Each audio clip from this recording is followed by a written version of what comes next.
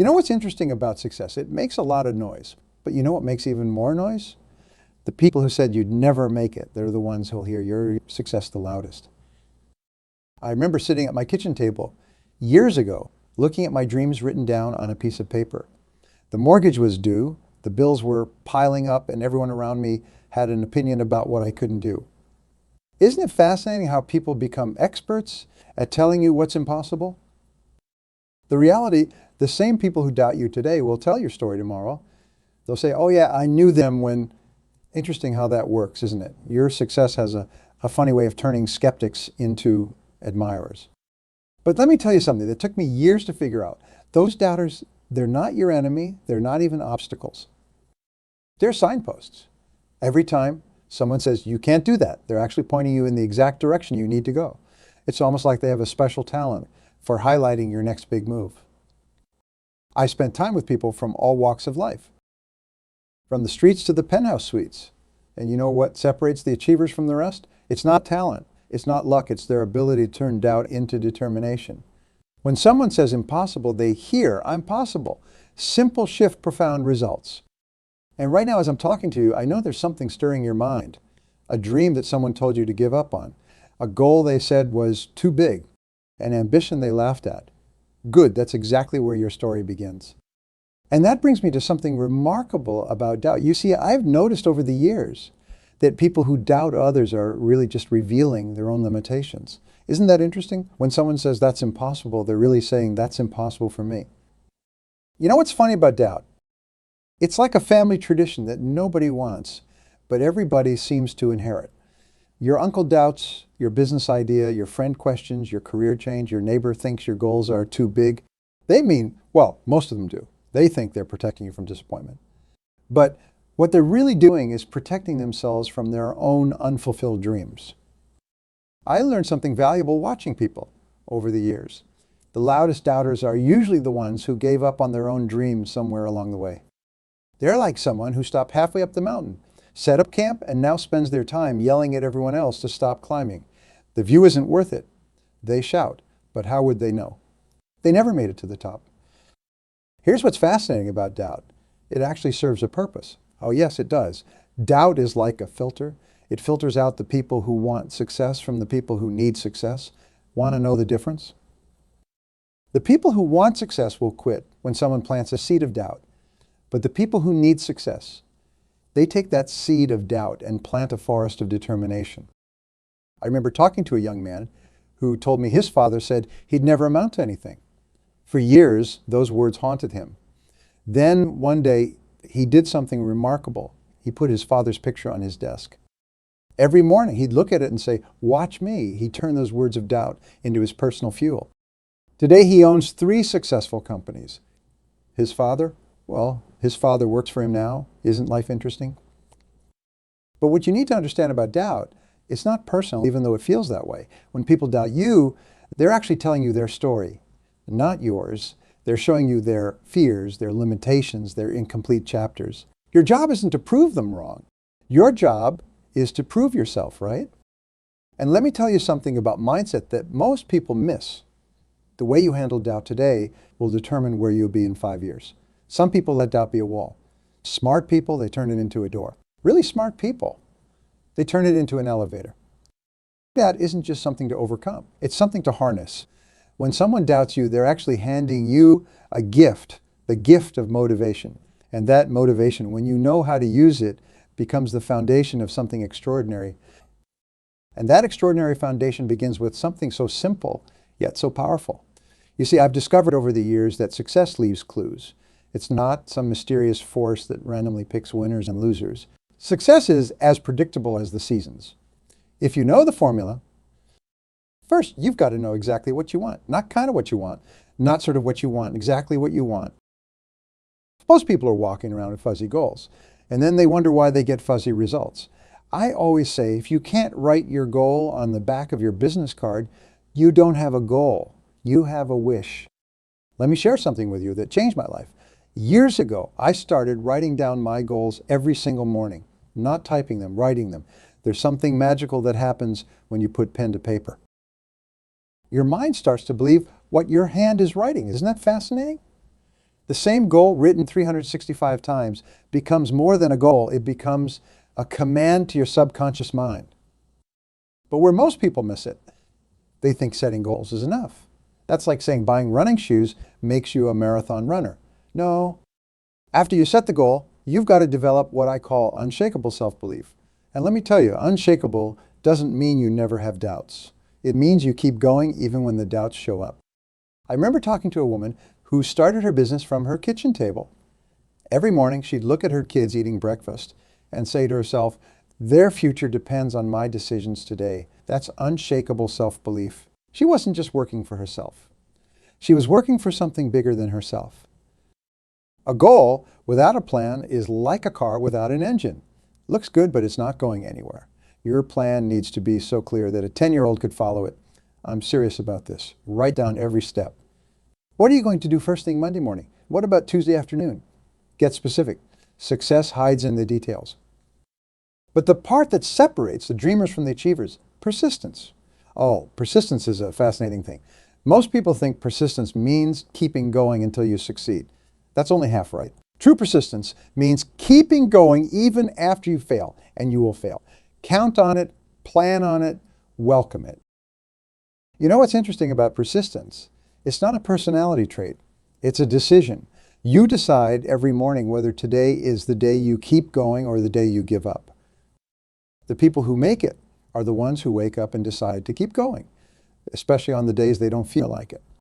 I talked to a man once who failed in business 6 times before he succeeded. I asked him, what kept you going? He smiled and said, I figured success would show up on the day most people would quit. So I just kept showing up. Today's company is worth millions, but you know what's really worth millions? That attitude, that understanding that persistence isn't just about duration, it's about determination. And this brings me to something crucial about turning your goals into reality. You see, most people are waiting for motivation to strike like lightning, but success doesn't work that way. Motivation is like bathing, you need it daily. And the best way to stay motivated is and that daily motivation leads us to something absolutely critical, your mental toughness. You see, success isn't just about what you do. It's about what you can endure. I learned this lesson the hard way, and it's worth a fortune if you understand it. Mental toughness isn't something you're born with. It's something you build like a muscle. Every time you keep going when you want to quit. Every time you stay focused when distractions tempt you. Every time you say yes when your feelings say no. You're building that muscle. I remember meeting a young man who lost everything in his first business. Everything. He was broke, embarrassed, and sleeping on his friend's couch. But every morning he'd get up, put on his only suit, and say to himself in the mirror, today, I'm one step closer. Now, most people would say that's crazy, but crazy is what winners look like to average people. Your self-talk, that quiet conversation you have with yourself all day long, it's either building you up or tearing you down. There's no middle ground. Most people don't realize they're walking around with a negative radio station playing in their heads all day long. You can't do this, you're not good enough. What if you fail? Change that station. Be intentional about what you tell yourself. The mind, it can't tell the difference between a vividly imagined event and a real one. That's why visualization is so powerful. When you sit quietly and see yourself succeeding, your mind starts creating neural pathways for that success. It's like installing success software in your brain. I knew a woman who spent 15 minutes every morning visualizing herself walking into her dream office. She saw the color of the walls, felt the leather chair, heard the phones ringing. She did this every single day for a year. Today, she owns that exact office. The fascinating thing is when she finally bought it, she said it felt like coming home. Of course it did. She'd been there 1,000 times in her mind. But where most people get it wrong with emotional control, they think it's about never getting upset, never feeling fear, never experiencing doubt. That's not emotional control. That's emotional suppression. Real emotional control is about feeling everything, but letting nothing stop you. You're going to feel fear. Feel it and keep moving.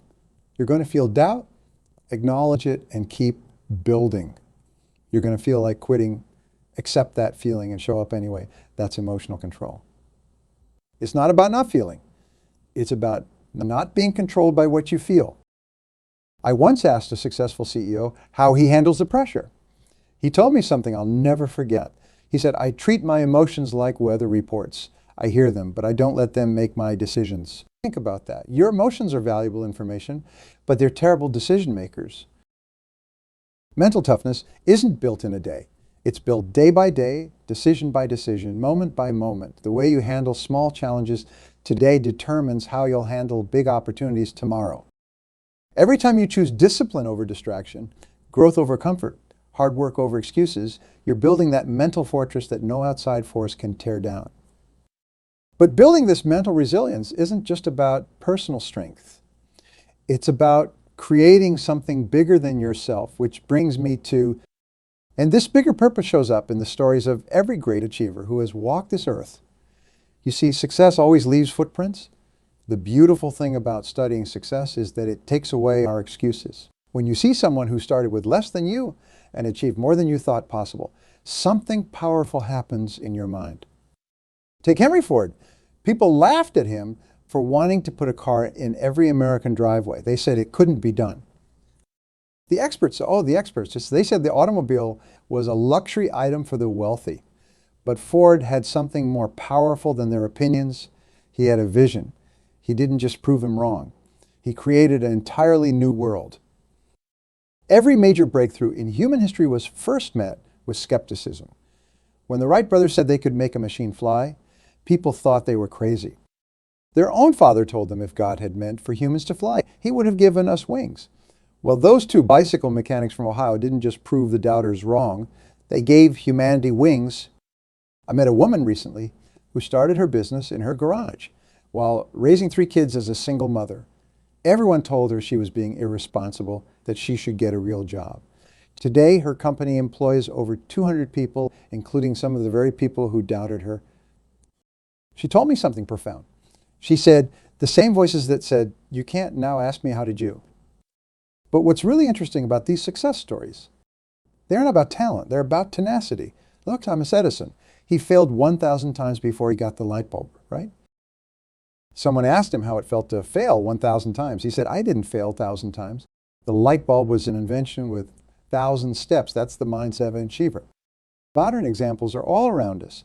People who started with nothing but a dream and the willingness to work. A young man I know started selling products out of his car trunk because he couldn't afford a store. Last year, his company did 8 figures in sales. What changed? Not the circumstances, the person. He grew into the kind of person who could handle success. The lesson these achievers teach us is simple but profound. Your circumstances don't determine your future, your decisions do. Every single one of these success stories has one thing in common. They all started with someone who refused to let other people's doubts become their reality. And that brings us to something crucial about achieving your own success. You see, these stories aren't just for inspiration. They're for instruction. Each one shows us that success isn't about conditions. It's about choices. And speaking of choices, there's something vital you need to understand about taking action. And taking action. That's where the rubber meets the road. You see, I've noticed something interesting over the years. Most people are pretty good at planning, but they get stuck in what I call the ready, aim syndrome. They never fire. They're always getting ready to get ready. Success doesn't come from what you're going to do. It comes from what you're doing right now, today, in this moment. I knew a man who spent 2 years planning to start his business. Another man in the same industry started with no plan, but a burning desire to succeed. Guess who was more successful after 5 years? The one who started. Action always beats intention. Every successful person I've ever met has what I call their non-negotiables. Those things they do every single day, no matter what. They don't decide each morning whether they'll do them. They decide once and then they execute daily. I remember asking a successful businessman about his morning routine. He laughed and said, you want to know my secret? I do the hard things first. While other people are hitting the snooze button, I'm hitting my goals. He was worth millions, but his most valuable possession was his morning routine. Time management. Now there's a fascinating subject. Everyone has the same 24 hours, but not everyone has the same results. Why? It's not about managing time. It's about managing yourself in time. Poor people and rich people have the same 24 hours. The difference is what they do with them. Most people don't understand about productivity. Being busy isn't the same as being productive. I see people all the time who are busy being busy, They confuse activity with accomplishment. You can be busy all day long and get nothing meaningful done. The key is to focus on high-value activities. I learned this lesson from a mentor years ago. He said, show me your calendar and I'll show you your future. Isn't that interesting? Your calendar doesn't lie. It shows what you value, what you prioritize, what you're serious about. If something's important to you, it should have a place in your calendar. The real secret about taking action. It's not about doing more things, it's about doing the right things. I call this strategic elimination. Most people try to add more to their plate. Successful people. They subtract, they eliminate. They focus on the vital few instead of the trivial many. You know what fascinates me about successful people? They don't do different things. They do things differently. They make their bed in the morning with the same determination they use to make million-dollar decisions. They answer emails with the same attention they give to important meetings. Excellence isn't an event. It's a habit. And speaking of habits, here's something crucial about productivity that most people miss. Your most important asset isn't your time. It's your energy. You can have all the time in the world, but if you're exhausted, distracted, or burned out, it won't matter. That's why successful people guard their energy like a precious resource. I talked to a CEO who blocks out 2 hours every day for what she calls thinking time. No phone, no email, no interruptions, just pure focused thinking about her business. Most people thought she was crazy to waste 2 hours each day. But those 2 hours of focused energy were worth more than 8 hours of scattered attention. And this brings us to something vital about handling the people around you, especially those who question your methods. And speaking of those who question your methods, let me share something powerful about critics and criticism. You see, criticism is like a letter. Some people send it with love, others send it with poison. Your job is to know the difference. Here's something fascinating I've learned about critics. The most vocal ones are usually the least successful. Isn't it interesting how people who haven't done much with their own lives have the most opinions about what you should do with yours? It's like taking swimming lessons from someone who's never been in the water. But there's a difference between someone who criticizes to tear you down and someone who criticizes to build you up. I remember a mentor who once told me my business plan had more holes than Swiss cheese. That hurt. But then he spent 3 hours helping me fix those holes. That's constructive criticism. It comes with solutions, not just problems. What's interesting about feedback, it's like a mirror. It shows you things about yourself you can't see on your own. Smart people use criticism like a mirror, not like a wound. They look at it, learn from it, and then keep moving forward. The key is to listen without absorbing, to hear without inheriting someone else's limitations. I knew a young entrepreneur who kept a special notebook. On one side, he wrote down every criticism he received. On the other side, he wrote down what he could learn from it. 5 years later, that notebook became his success manual. He turned his critics into unwitting mentors.